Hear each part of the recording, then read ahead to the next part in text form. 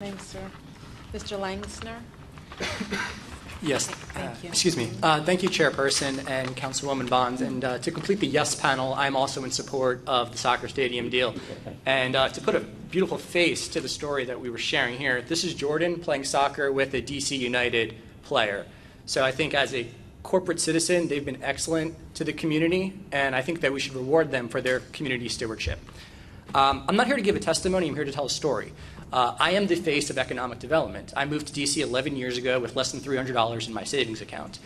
Through the investments of federal government grants, through my own perseverance, I was able to put myself through graduate school at Georgetown and to go to Oxford for business school. One thing I learned studying public policy and business is no deal's perfect. You try to find the best plan, not the perfect plan, because you don't want perfect to get in the way of success.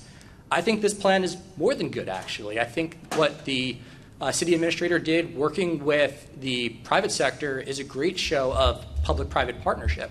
From what I understand, the city is going to benefit from $2 for every $1 they're going to invest. I would love to get a return of 2 to 1 for any investment that I personally make in my portfolio. And I think, as my friend two people over said, a lot of that revenue can be reinvested into the other strategic needs of the community. My fear of some of the comments is scope creep. We have a need in this community to invest in Buzzard Point. The economic benefits of a parking lot are far lower than the economic benefits of a revitalized Buzzard Point. And I think that there's a lot that can be done. So my personal story, 11 years ago, I moved to DC as an intern. I didn't have a job. I got a job. I worked through this internship to get a full-time job. I put myself through graduate school. And I was able to, 3 years ago, buy my first home in the Southwest region. I've seen economic development in those 3 years because I'm now seeing one-bedrooms in my Potomac Place Tower condominium selling for more than what I bought my 2-bedroom for. In 3 more years, when this soccer stadium could potentially be full, I can see a lot more of that economic development, and more individuals like me that move to DC with $300 in their pocket have the opportunity to become first-time home buyers. I think a rising tide lifts all ships, and I think the ships of our entire community can benefit from a soccer stadium. With my concluding remarks, I know I have a few seconds, I just want to read one additional statement that was in the Washington Post. The headline from a few days ago, "Soccer viewership on rise in U.S." And one paragraph. Locally, DC enhanced its reputation as a soccer hotbed for routinely posting the best ratings out of any U.S. market. The World Cup final was no exception, as DC returned a 15.4 rating.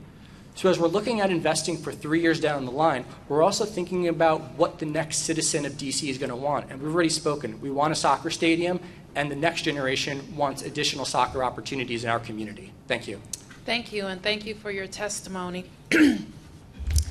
Let me start with a couple of questions, because I think you're all probably season ticket holders. All season ticket holders? Okay. You're not? Okay.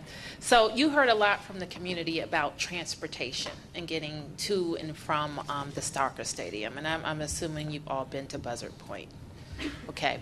And you travel, and I point to you, Mr. Panacci, because you put it on the record that you live 10 minutes away. And so I don't know how you travel to RFK. I walk.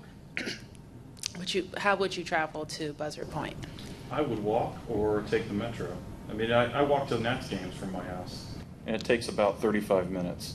Okay. And I've never used bike share, but I probably would try that. Okay. Would anybody else like to offer? I currently take the metro to RFK. I don't own a car. Okay. So if the stadium was built on Buzzard Point, I'd either take the metro or ride my bike. Okay. Or walk if the weather is nice. Okay.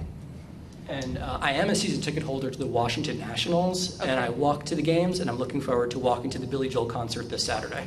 Okay, very good. What about you, Ms. Thompson? I drive to RFK. A few houses ago, I lived about 3 blocks from RFK, and I walked then. Okay. Lived in Columbia Heights, and I metroed, so I've gotten there all different ways. Mr. Swear, do you want to offer? Well, I don't know that any different than them. I can't walk from Ward 1, but I would either take the public transportation or drive down. Okay, and so I'm just trying to get a sense, because I think you quoted me in saying that, and I've been to Buzzard Point in my life quite a number of times, but most recently looking at it from the perspective of somebody trying to get to the game. And from my point of view, it would be an occasional patron, not like season ticket holders that go every day. And I don't know what % of the people who come to games would fall into that category, but what would the occasional patron do to get to the game, and what would the regular patron do to get to the game? So those are the types of questions that we'll want to figure out. Not insurmountable, but certainly there has to be a plan, and the plan is just not we're going to open it and everybody comes. You heard from people, of course, live close by, who already have a stadium that they deal with game days, concert days, and just regular employee traffic. So that's part of the big consideration of what we're doing. So the other point that I wanted to raise, because I agree with you, we've had conversations with teams before, and I haven't seen the type of passion for other teams as I do for this one. Pretty much nobody has anything bad. They don't say that they're a bad neighbor or that they're hard to deal with or any of those things. So I think that has made these considerations better. Our previous panel talked about Stoddard and other sports leagues that we have and how we serve our youth. How would you like to see the team serve youth at Buzzard Point? Madam Chair, I will make a suggestion. I don't know the whole question. It's a pretty big question, but before I got to it, I wanted to say I would hope that someday, if there are trolley cars, we could get down to the stadium by trolley, which would be really cool.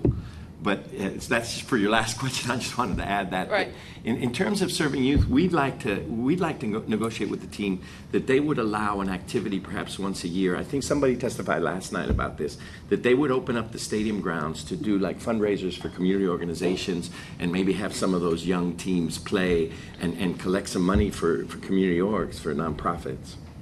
I think that would be really cool too. Okay. Any other ideas? I would say the education component that was mentioned earlier was great, but in an athletic standpoint, the last time I was at a United game, the halftime show was 2 little kids' games going on the main field. And if I was one of those kids, when I was playing soccer when I was 8 or 9, I'd be ecstatic being able to play on a professional soccer field. Mm-hmm. So you raise a issue that I'll explore a little bit more.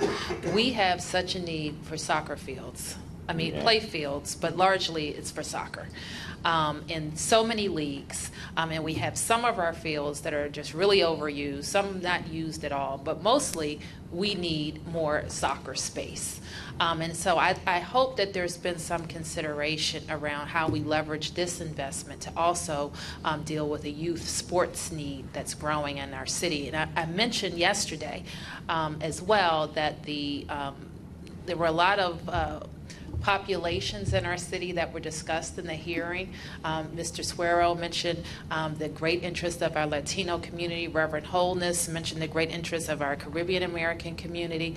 And I mentioned the great interest of little girls who play soccer. And I thank you for bringing that perspective here as well, because we do see we can do a lot better with sports, all of sports in the District of Columbia. But this is, we've had a lot of private leagues and public leagues grow that have encouraged soccer, especially among, we've seen the interest in little girls. So I'm going to turn to Ms. Bonds for her round of questions. Thank you, Chairperson. I too am curious about how we can, what are some of your ideas of how we can use this stadium to make it more conducive to more frequent use than just the few, I think 67 games that are projected. I mean, I've been on a focus group with DC United, the COO, and some of their other executive members. What they've talked about with their plans at the stadium are to host football games there as well, and other sporting events, possibly lacrosse, concerts, other things like that. So, I mean, DC United is not saying that this is exclusively a soccer stadium. I mean, they're more than willing to open it up to other venues and sports. Back to some of the other things, DC United has their own nonprofit arm, United for DC, and I give money to that every year. They conduct soccer clinics in all 8 wards of the city. I mean, I've definitely seen videos of kids playing soccer for the first time in their life in Ward 8 with DC United players. I mean, that's a game changer right there. And hopefully some of those kids become DC United players in the future. And I think it's somewhat self-serving. DC United is developing their own future as well and their own prospects. But they're great citizens of the district, and the stadium is only just going to give them more means to do what they're already doing. One thing that I haven't seen in the proposal that I think would be beneficial is if the Washington Spirit, the women's professional soccer team, would also be able to play in the stadium. Right now they're playing out at the Maryland Soccer Complex, which isn't metro accessible, I don't believe, or accessible by public transportation. So I unfortunately haven't been out to support them, and I would love to, but without having a car, it's very challenging for me to get out there. And just as the chairwoman mentioned, we definitely we have a great potential to really inspire young girls and empower them.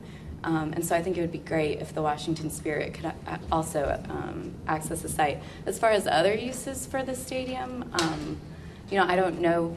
I'm not informed as to what the operations and maintenance would be. So from like a practical standpoint, I don't know what would really be feasible. Actually, some of it was detailed in the recent transportation study that was released, I believe, July 17th. One of the appendices was by DC United, and it detailed, I think there was something like a dozen cultural events, 10 different concerts, 5 international soccer games, other types of sporting events, high school as well as college programs. As you know, RFK supports a lot of these programs already. They have Shamrock Fest, they have different college games there, and a lot of those games could be played at the new soccer stadium. And the only thing I will add to that is we're not putting a soccer stadium in an island. We're building a community around it. So we said mixed use. Mixed use is a blank canvas. And anything that we build around it, whether it's community centers, whether it's computer rooms, art classrooms, that's a blank slate. And anything that the community would require, I think, can be created around the soccer stadium as an anchor. So I love your ideas, and I guess in the few minutes that I have remaining, I'd like to ask, with some of these ideas, particularly your ideas, sir, regarding art and computer rooms, how do we get that kind of information into a proposal such as the one that we have before us? And I'm zeroing in on that because we're beginning to talk about putting specifics in writing. Well, I know the Rubel family, who operates the Capitol Skyline, they're looking at creating a world-class art museum across the street from that. And I think this is a big part of our community. I think the Southwest of my parents' generation was a different Southwest than today. And I think the Southwest of my children's generation is going to be entirely different than ours. I love the idea of seeing this district with the new Wharf concert hall that's being created, with the soccer stadium, with the Nats Park, with Yards Park, becoming a hub of arts and culture and humanities within DC. Oh, thank you. Thank you very much. My time is up. I want to thank the panel. Thank you very much for your testimony.